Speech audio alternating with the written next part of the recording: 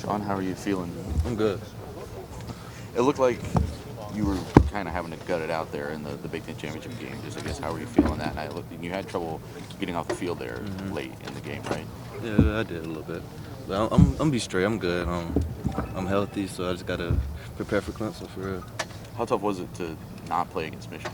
That was probably one of the toughest things I ever went through. Prepared like my whole career for that game. So we passed that game. So at the end of the day, we in the Final Four. So we just gotta prepare for that. Was it explained to you as, yes, maybe you're close, but we need to make sure we have you for the games that are coming up more than when they needed you that day, or how did they? No, I just wasn't 100%. I really wasn't ready.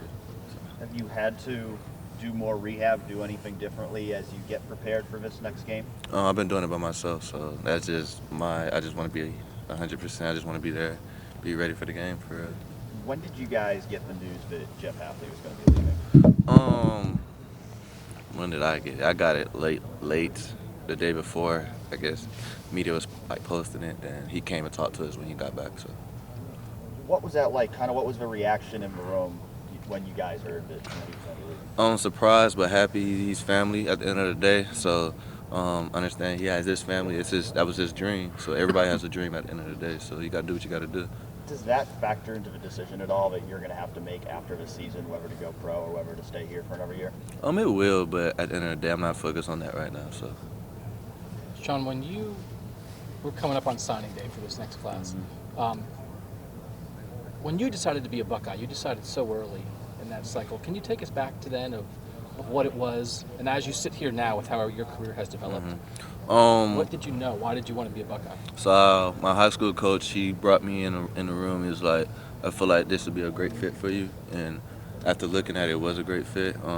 Coach Combs was a great coach. We still is BIA as today, but really they just always put DBs in the lead, and the schooling here is wonderful. So that was my main thing for real. As we know how important that your class is to this team right now, obviously.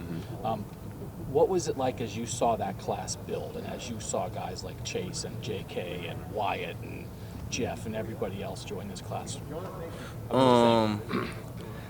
Really, in high school, I was focused on that, but I was mostly thinking about basketball at the same time. I was doing a lot of basketball at the same time, so really, I didn't really know them guys until I got here.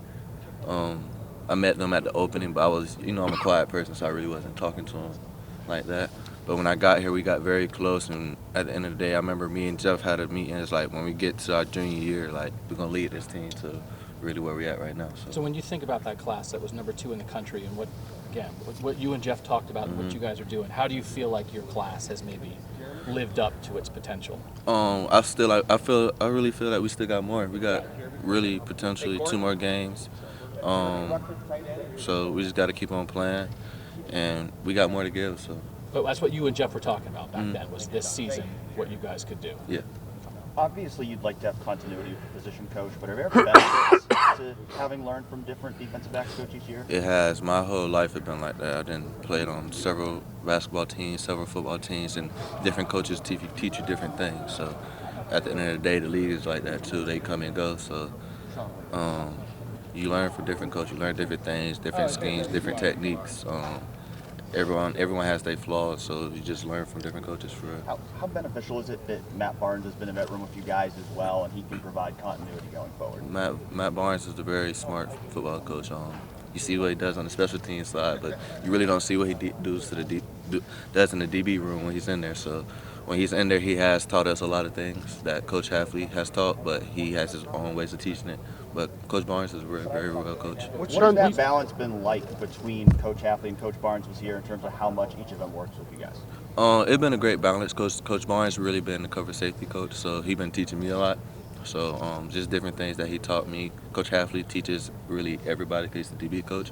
But they both have taught me a lot of different things. So. What's your early read on Clemson offensively, et cetera? What jumps out at you when you watch them on video? Those 2 tall receivers. Great receivers, great quarterback. The running back is very elite. Very, I think he's underrated in my opinion. People don't talk about him like they should. Defensive-wise, they got the number 9 dude. He's very fast, so he gets us in the backfield a lot. Very athletic crew. But at the end of the day, it's even on even. So we both got to prepare. Most prepared team will win. So. Shaun, do you think it matters that a team has been there, has been in that situation, that kind of setting like they were last year, and those two receivers had huge plays in that Alabama game and their quarterback? How much of an advantage is that for them as you go into a game like this, having been there, so to speak? Or do you think there is? It probably can be, but I don't really know. At the end of the day, it's a new season, new team, new players. Probably same coaches for them, new coaches for us. So it's even on even, like I said, new year. Yeah, but does it show they're willing to put the ball up if that's what it takes? Yeah. I mean, you kind of look forward to that kind of challenge. Oh yeah, we definitely do.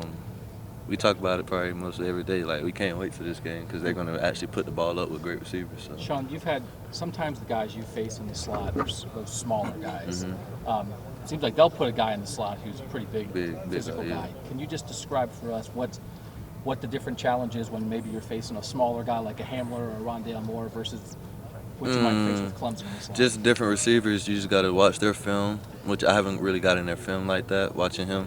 But you got to watch their film and just understand what he does, what his routes are. He actually is quick. I forgot his name, but he actually is quick. So he's just bigger than most slot receivers. So. Is it exciting for you knowing that you get an opportunity to play against a couple receivers that are that highly touted and kind of get a chance to prove yourself? Yeah, all of us get a chance to prove ourselves. It's exciting. I feel like we play against some top receivers in the Big Ten that are underrated, in my opinion. But it's exciting just to go to this Final Four and play against a great team for real. You and Jeff and Damon are talking about this. Yeah, we talk about it. You want this? Yeah, we want it, but we don't.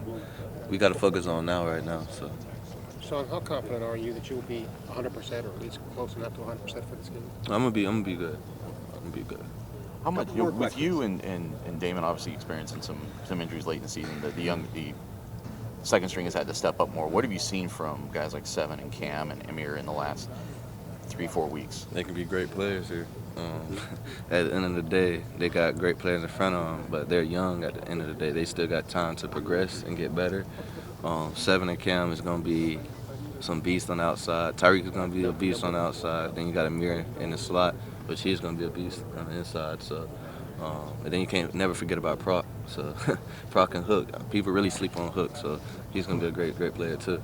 You don't know how long you'll still be in the class in this at Ohio State, but do you take some ownership in what the guys behind you turn out to be too? I mean, it's on them obviously to develop, but is that sort of the legacy you and Jeff and Damon leave? Is it also connected to how good those guys are? Yeah, they look up to us, so we have to show them the ropes at the end of the day. They pay attention. They always are locked in. We tell them every time, like anything can happen to us. So you always got to be prepared. You got to come ready to practice and come ready for the game at the end of the day. Like Cam got through in Big Ten, Seven got through in Team Up North game. So you got to be prepared at the end of the day. Did Coach Hafley, the first time you met him, did he strike you as a guy that was going to be a head coach someday? I mean, what was just your take on him immediately? Really, I just had to get to know him, fill him out, and then when I did fill him out, I noticed that he's a very, very, very smart coach. He definitely understands football, the ropes around football, the schemes from not even just from DB, from the D line to the linebackers. He told us he wanted to be a head coach, so we knew he was going to leave eventually, but it happened sooner than later. So. In other words, he's very thorough. He understands the game from the inside out and stuff. How often have you been around guys like that? Is it? You know what I mean? Does that set him apart a little bit? Just what's your take on that, Shaun? I've been around guys like that probably my whole life since high school. Both of my coaches in high school played. One played for New England when they won. I forgot what year he played, but when they won, and then one played for Seattle, and they both went to Florida State in Florida. So they know football just like Hafley did. So they taught me the ropes, and then I got here. Coach Cohn taught me, then Coach Tabor, and Coach Hafley. So. He told you he wanted to be head coach?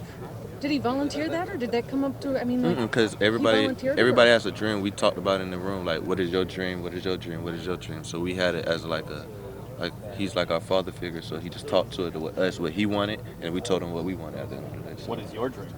go to the league, play for a couple of years, give back to my community, and really just have a couple kids, show them around the ropes, and probably work one time rest of my life and have enough money just to live. For real. So. Great. Thanks for watching. Subscribe below to get the latest videos from Lettermen Row. We got Letterman Live, we've got the practice report, we got rapid reaction. Hey, and you know we got Buckeye IQ with Zach Bourne. For sure. We got recruiting breakdowns with Berm. We got whatever you need. Ohio State football and Ohio State athletics, we've got you covered here at Lettermen Row.